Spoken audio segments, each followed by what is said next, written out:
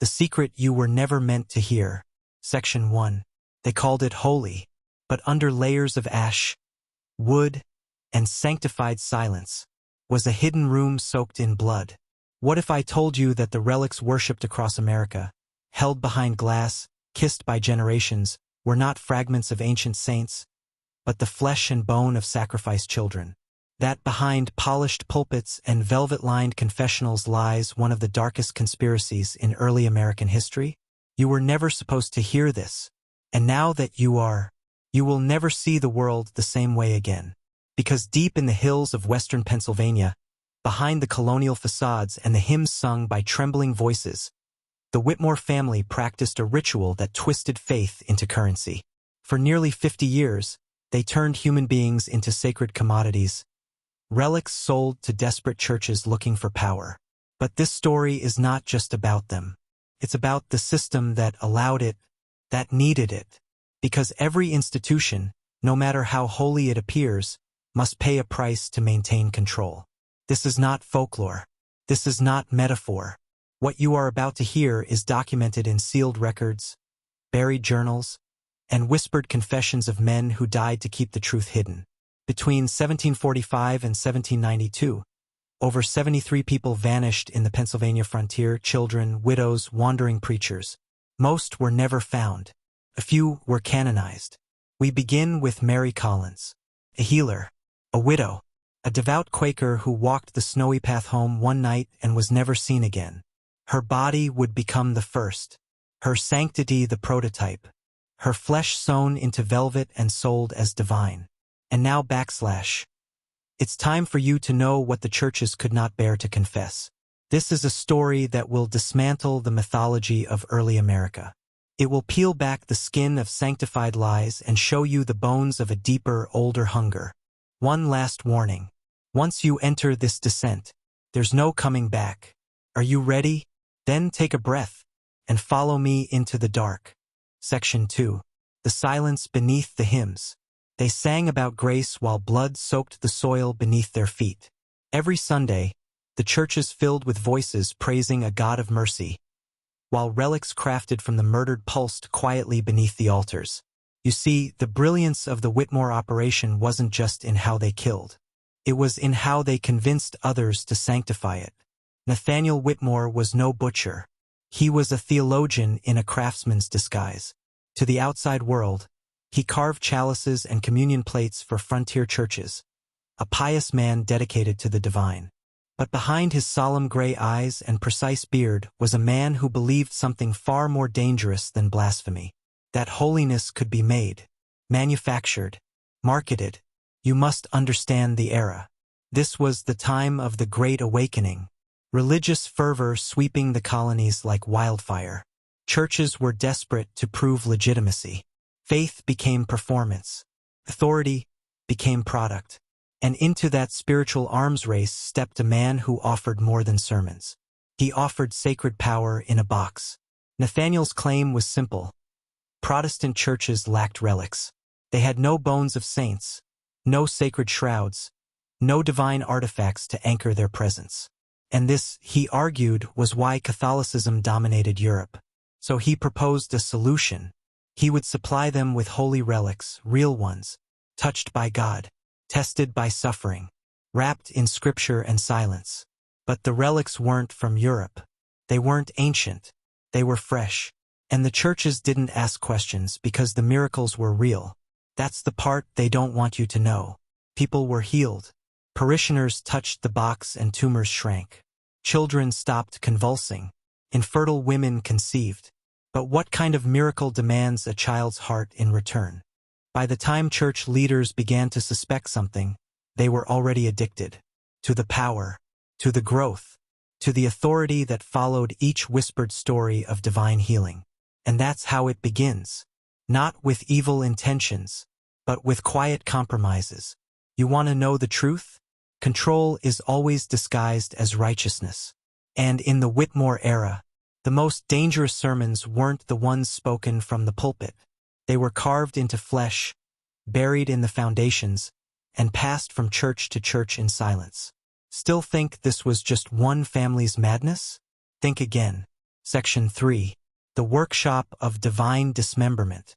Walk with me now into the Whitmore workshop.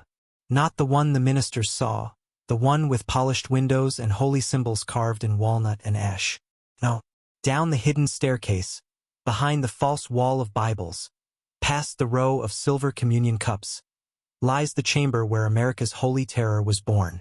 It smelled of rosemary and iron. Cold place, quiet, purposeful. Canvas sheets were nailed to the walls, thick enough to muffle screams. An iron table stood in the center, scorched and pitted. Beside it, a cabinet of tools that no church would ever bless. The bodies were not dumped. They were prepared, washed, prayed over, dissected with reverence. Nathaniel insisted this wasn't murder. He called it consecration. Each part had its destination. A thumb bone for a traveling minister in Virginia. A sliver of rib for a chapel in Baltimore. Tongues preserved in salt and frankincense, mailed to preachers who claimed divine speech. This wasn't just death. It was design. And they didn't work alone. Elizabeth, his wife, stitched the velvet pouches that would cradle the remains. She embroidered each one with golden scripture. Blessed are the pure in heart. By his wounds we are healed. They believed it. They truly believed they were fulfilling God's will. But not everyone did. Their eldest son, Thomas, wrote of trembling hands, of nightmares he couldn't escape. He called it a family of sacred butchers. Still, he stayed. Why? Because when you're born into darkness disguised as light, you don't know you're bleeding until you see someone who isn't. Each relic was accompanied by a letter signed, sealed, stained with a drop of myrrh-scented wax.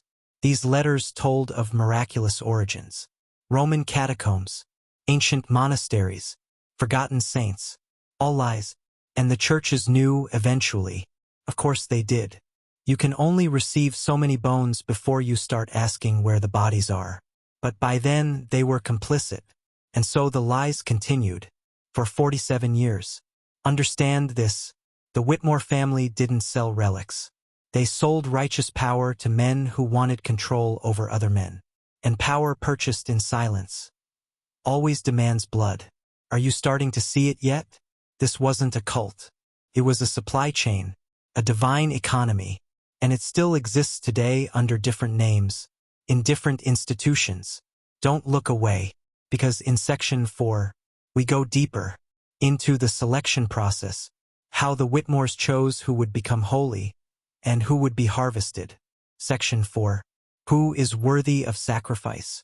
They called it discernment, a beautiful word, soft, spiritual. But behind closed doors it was a weapon. Elizabeth Whitmore would walk through the congregation during Sunday worship, head bowed in reverence, eyes half closed. To the others she was praying. But to her family she was marking, identifying. She claimed she could sense it, those whose souls were nearest to God. She said their purity vibrated in her bones. But her journal reveals something far more disturbing. She didn't see saints. She saw inventory. The old, the poor, the orphaned, the unloved. Not because they were less worthy, but because no one would come looking for them. This was the first rule of the relic trade. * minimize investigation. Maximize sanctity. *. And Elizabeth, cold, silent Elizabeth, became the high priestess of their selection process. She chose Mary Collins. She chose Joseph Miller. She chose them all. And Nathaniel trusted her, because her instincts were never wrong. Every relic produced under her discernment sparked growth in its receiving church. Attendance surged. Donations poured in. She called it God's confirmation.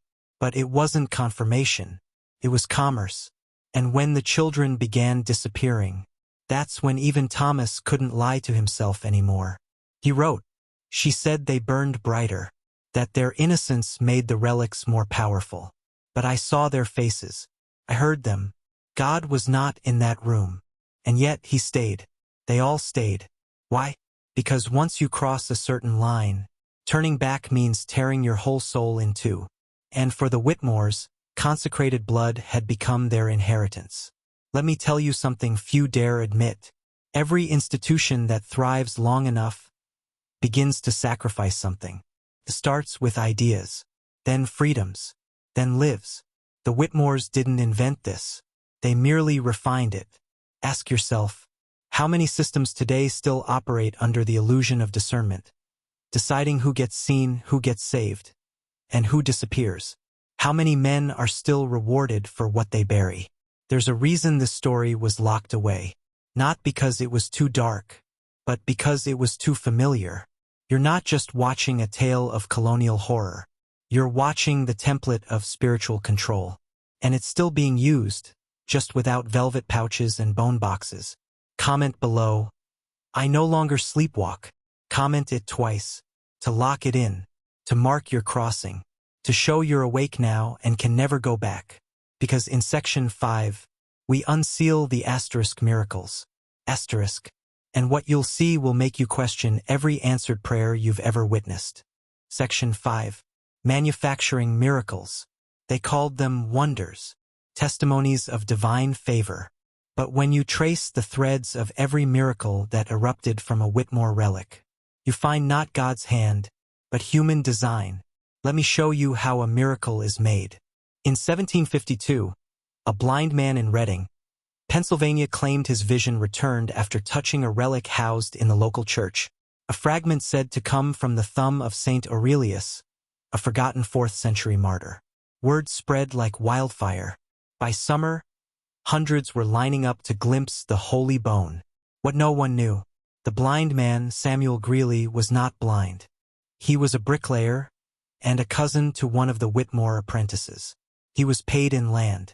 His miracle bought. Another, in 1756, a girl with seizures was cured after kneeling before a reliquary in New Jersey.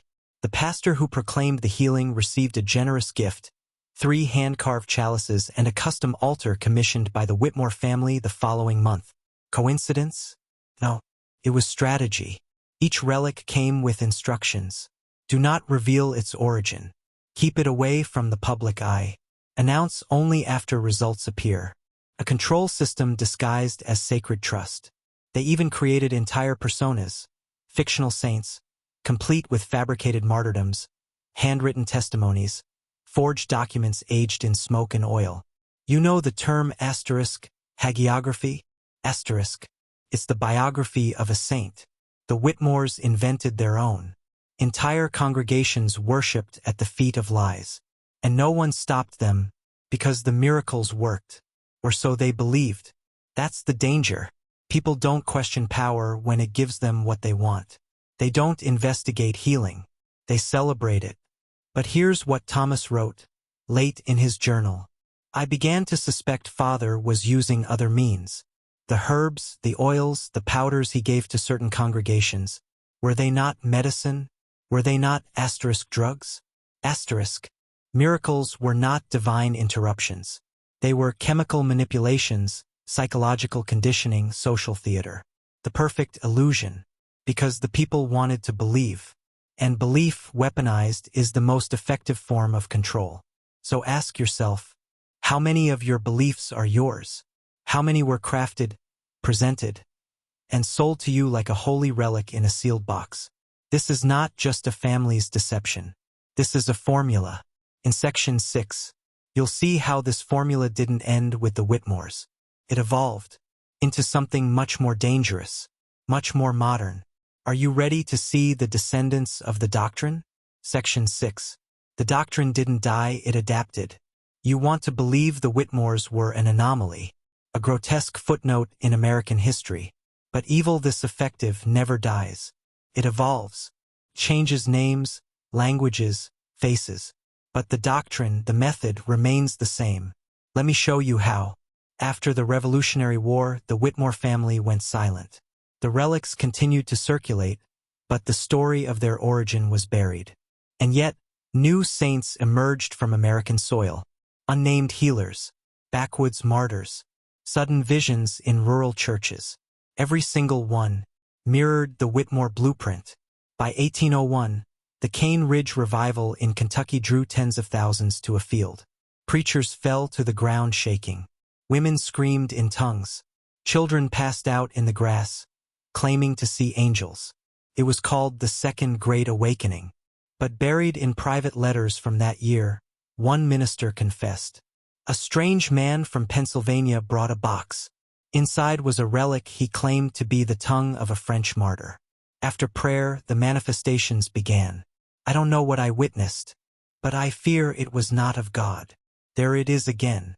The relic, the reaction, the revival. The Whitmores had disappeared from headlines, yes, but their system didn't need a name anymore. It had become asterisk infrastructure. Asterisk. Here's the truth. The Whitmore operation laid the foundation for a new kind of religious control. One where belief could be directed like current through a wire. Create the symbol. Plant the miracle. Harvest the obedience. Today we call it branding. Influence. But it's the same model. You see it in megachurches with $80 million stages and tear-soaked testimonials. In televangelists selling holy water drawn from hotel sinks. In anointed objects passed through the mail for a suggested donation.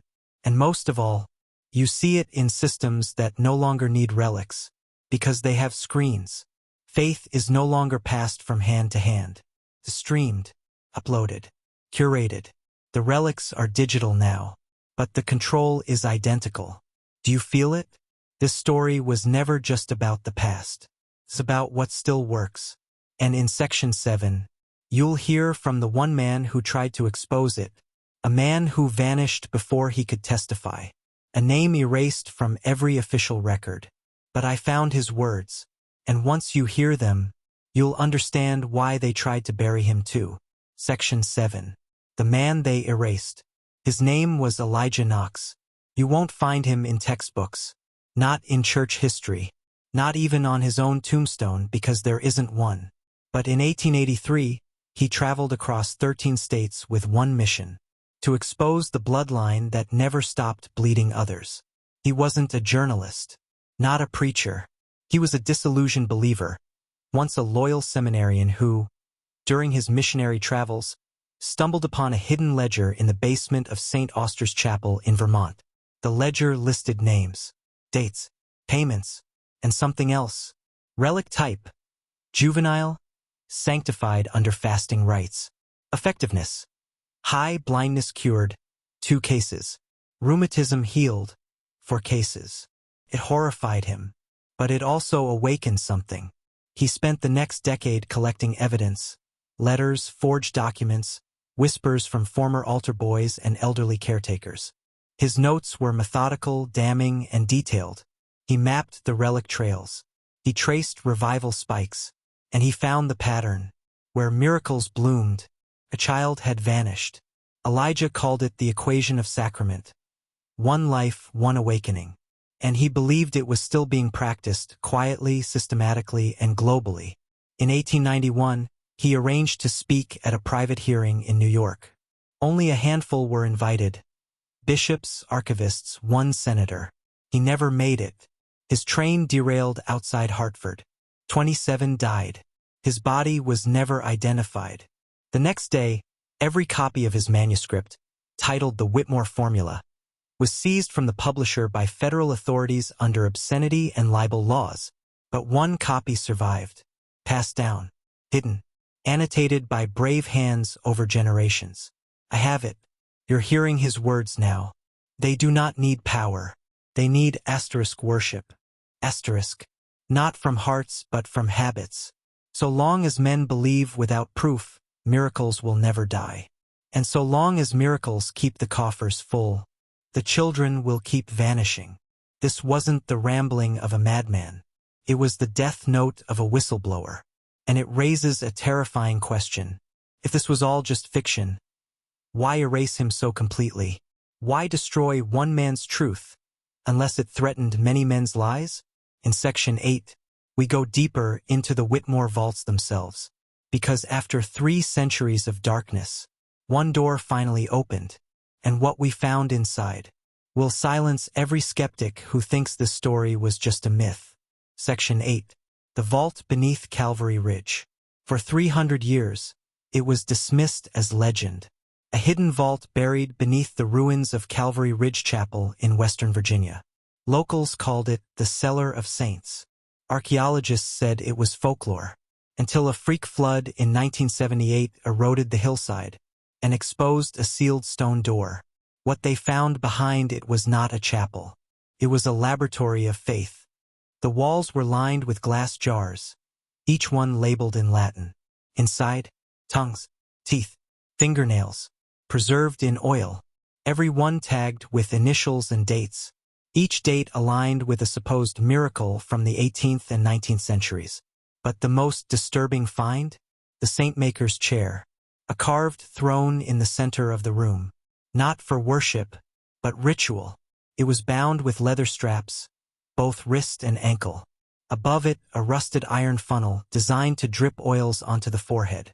Beside it, a drawer filled with scalpels and scorched parchment.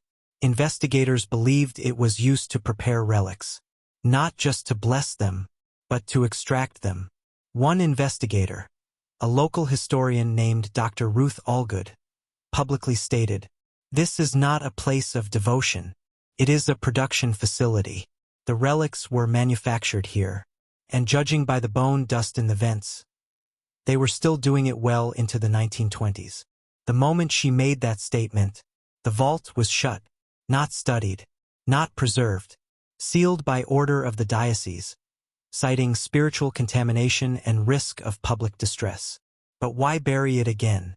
Why hide what could be the most significant religious find in American history? Unless proves the stories were true, unless the Whitmores were never myth, and unless there are people alive today who still fear what exposure would mean. Because here's the chilling part. The Whitmore seal was carved above the vault entrance. But beneath it, freshly etched into the stone, a newer mark, W\L.I. No one has confirmed what it stands for, but the same letters appear in a letterhead from a secret trust formed in 1954 in Geneva. Whitmore Legacy Initiative? Worship Logistics International? No one knows, yet. But in Section 9, we connect the vault to a modern megachurch empire. And you'll learn the shocking truth. The Whitmore doctrine didn't just survive. It scaled. Section 9. From chapel to empire, the Whitmore doctrine goes global. If you thought the Whitmore legacy ended in stone and dust, think again. Because the next evolution of their doctrine didn't look like a dungeon. It looked like a stadium.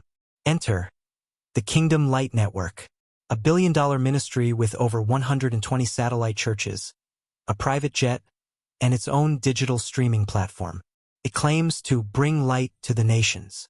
But behind the sermons, a strange symbol appears, barely noticeable in their original logo. 3 nails inside a circle, pierced by a diagonal line. The same symbol carved above the Whitmore vault. Coincidence? That's what they said when an ex-employee leaked photos of a relic room inside their Texas headquarters. Shelves of anointed items, asterisk locks of hair in plastic tubes, asterisk vials of crimson blessing oil, asterisk charred scraps of parchment marked with Latin prayers. They sell them online. They auction them at donor dinners. And they claim miracles follow. But here's where it gets chilling.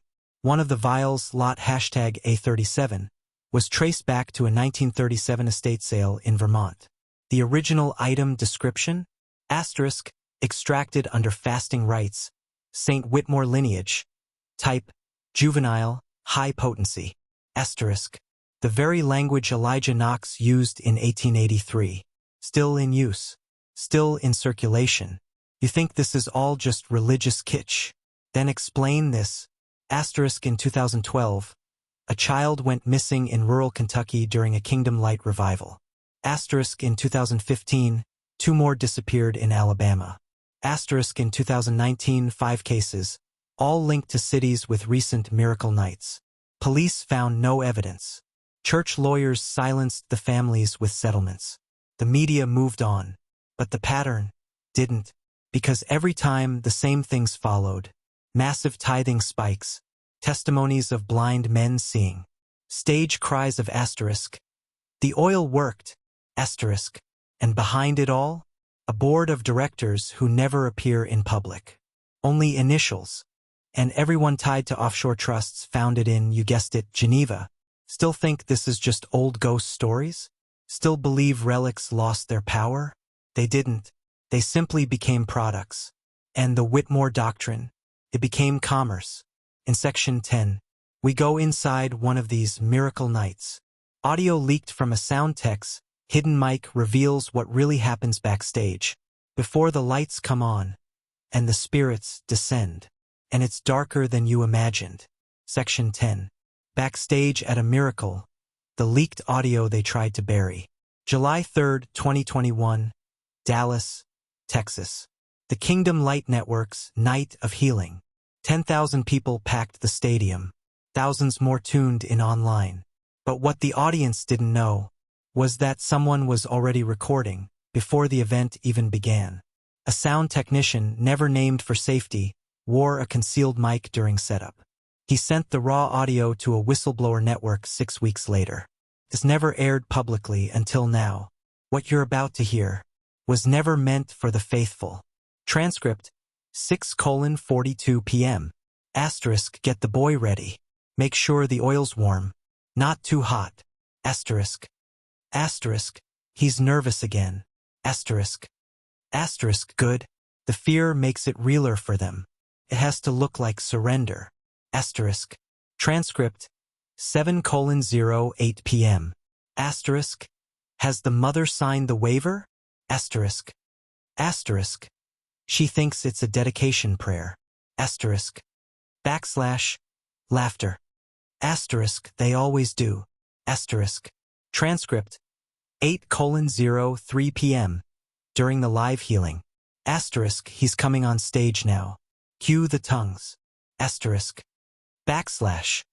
Faint weeping heard in background. Asterisk, mic the oil. Asterisk. Asterisk, mic the oil. Asterisk. Asterisk, yes, they need to hear it drip. That's the anointing. Asterisk. In the official footage, you see a child being led on stage. He's pale, silent, trembling. The preacher cries out, "The Lord has chosen. This oil, this holy oil, will break generational curses." Then he pours it over the boy's head. The crowd erupts. What they don't see is what happens backstage 5 minutes later. Asterisk, get him out. He's done. Where's the next? Asterisk. Asterisk, already in prep. Girl this time. Asterisk. These aren't services. They're scripts.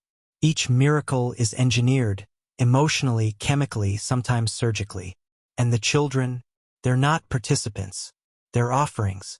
Multiple insiders confirmed the ritual prep involves asterisk 24-hour fasting, asterisk induced fevers, asterisk sensory deprivation, asterisk, and in some cases, mild hallucinogens disguised as sacred tonics. The goal?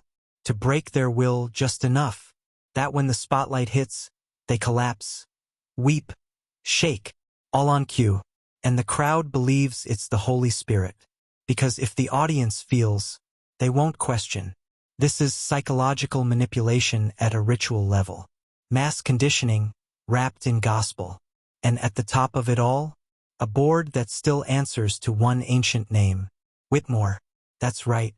We found documentation that 3 of the current anonymous donors, listed in Kingdom Light's LLC filings, share blood ties to Jacob Whitmore III, the same man who disappeared in 1902 after being indicted for unauthorized exorcisms on minors.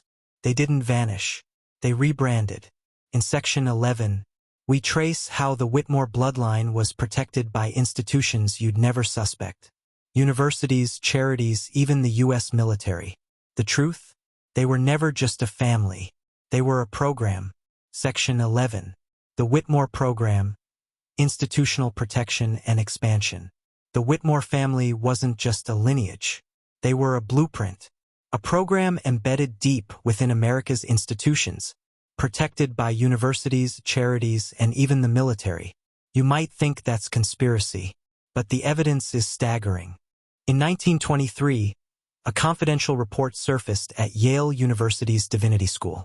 It detailed the establishment of a sacred relic studies department, funded generously by an anonymous donor identified only as W_L.I. Sound familiar? The department wasn't about history or theology. It was designed to normalize relic veneration in Protestant circles, turning suspicion into acceptance, skepticism into reverence. Documents leaked decades later showed correspondence between Yale professors and leaders of religious organizations connected to the Whitmore bloodline. The goal? To sanitize the Whitmore narrative, to rewrite history and bury inconvenient truths. But it didn't stop there. During World War II, the U.S. military enlisted certain Whitmore descendants under Project Ascension, a psychological warfare program exploring ritualistic influence over soldiers and prisoners. The military's interest wasn't random.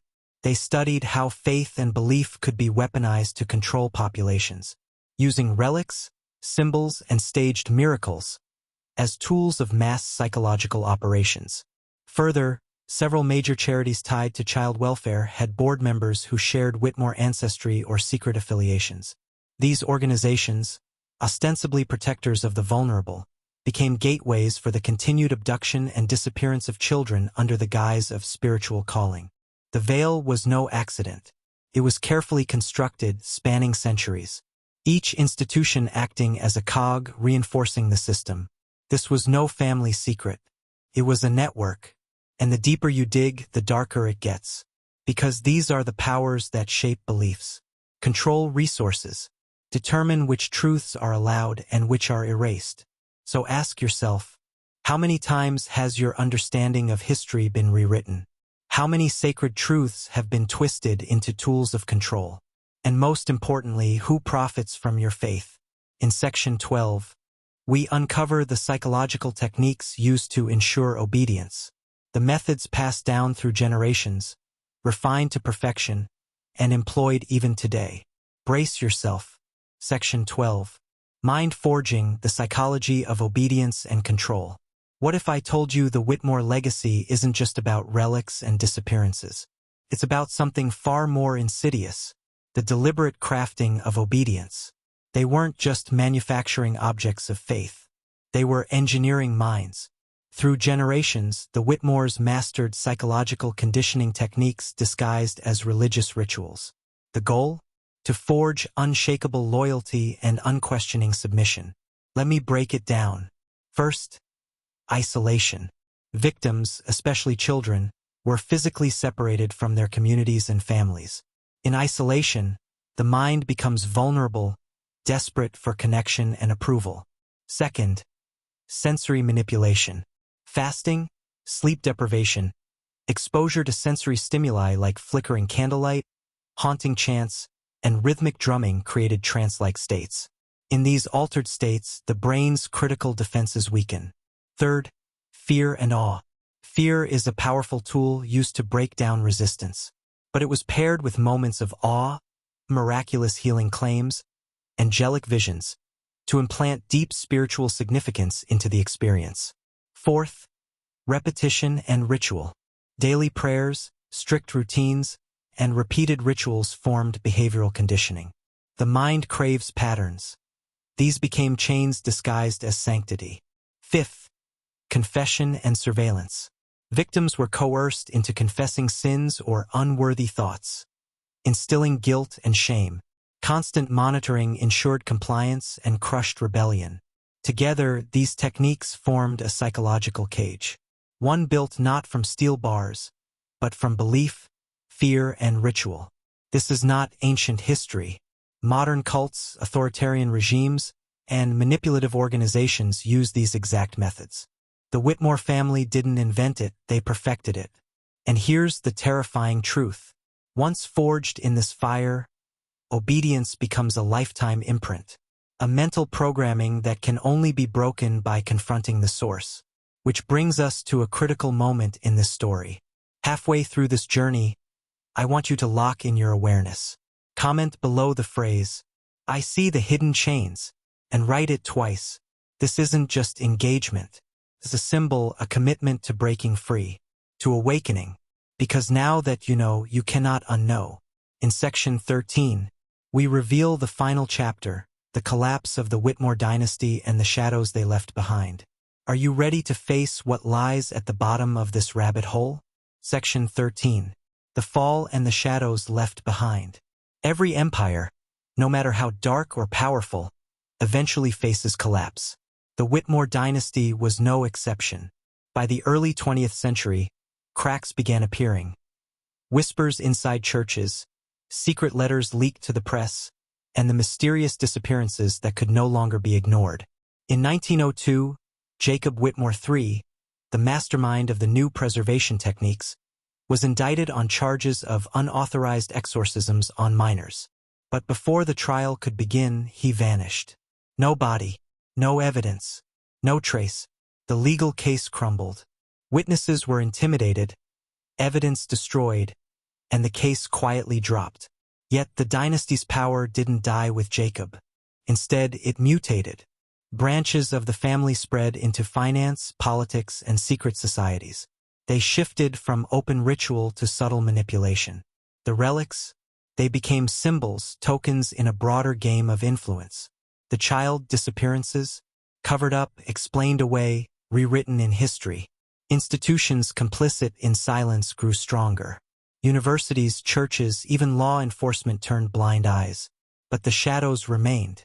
Even today, descendants of the Whitmore bloodline hold key positions in secret networks influencing everything from media narratives to political agendas. The spiritual terror turned into psychological and financial control. Their legacy is not just a dark story of relics and vanished children. It is the blueprint of how power corrupts absolutely, and how darkness thrives when hidden in plain sight.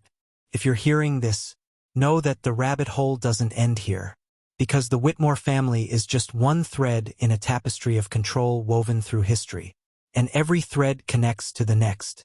In Section 14, we explore the networks that still operate in silence today.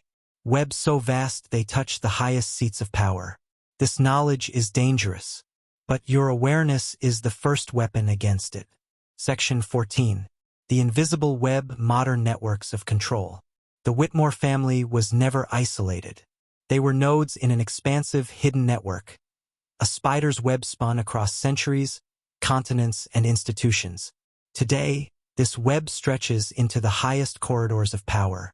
Politics, media, finance, and religious organizations all intersect in ways you're never told. At its core, this network operates on control through narrative, control through belief, control through fear and desire. This system thrives because it exploits something deeply human, our need for meaning and belonging. It replaces truth with manufactured faith, genuine spirituality with performance. Thousands of secret societies, think tanks, and philanthropic foundations act as fronts, funding research to legitimize ancient myths, sponsoring miracle healing centers, even influencing legislation that protects their interests. Look closer and you'll find symbolic connections, logos, architecture, coded language, that all trace back to the Whitmore lineage. Their influence is masked by charity gala dinners, religious conferences, and media spin. But the real power lies in their ability to keep people divided, distracted, and doubting. Because an unaware population cannot resist control, cannot break the cycle, and so the web remains intact, invisible yet unbreakable. But here's the secret they fear most. Networks can be unraveled, systems can be exposed, and once you see the web for what it is, you begin to cut the threads. In the final section, Section 15, we'll discuss how to awaken from this manipulation, how to reclaim your mind, your faith, and your power. Section 15. Awakening. Reclaiming power in a world of shadows. You've seen the darkness, the relics forged in secret chambers, the vanished children, the ancient family that twisted faith into a weapon, the sprawling networks that hide in plain sight, the psychological chains crafted to keep minds captive. Now comes the hardest part, breaking free, because knowledge alone isn't enough. Awareness isn't power unless it drives action. To reclaim your power, you must first choose to see beyond the veil, to question everything you were taught to accept without doubt. You must reject the comforting lies sold as sacred truths. You must face the uncomfortable, the unsettling, the forbidden. But this isn't a descent into cynicism. It's an ascent into mastery. True power lies in understanding the mechanisms of control, in recognizing the rituals designed to ensnare your mind, and in forging your own path beyond them. Start by reclaiming your mind from manipulation. Practice critical thinking ruthlessly. Question narratives, even those wrapped in holy language. Observe where fear is used to divide or control you. Seek communities that value transparency over tradition, truth over dogma, and above all, protect the innocent. Remember the faces of those lost to this darkness, the children who never had a voice. Your awakening is a beacon. One light can shatter centuries of shadows. The Whitmore family's sinister tale is not just history. It's a warning, a call to vigilance, a call to rise. You've journeyed down the rabbit hole. Now stand at its exit with eyes wide open. The world is waiting for men who see the hidden chains and choose to break them. This is your moment, your legacy. Will you take it? Thank you for walking this path with me. If you're ready to awaken others, share this story. Keep questioning, keep seeking, because the truth is the ultimate power.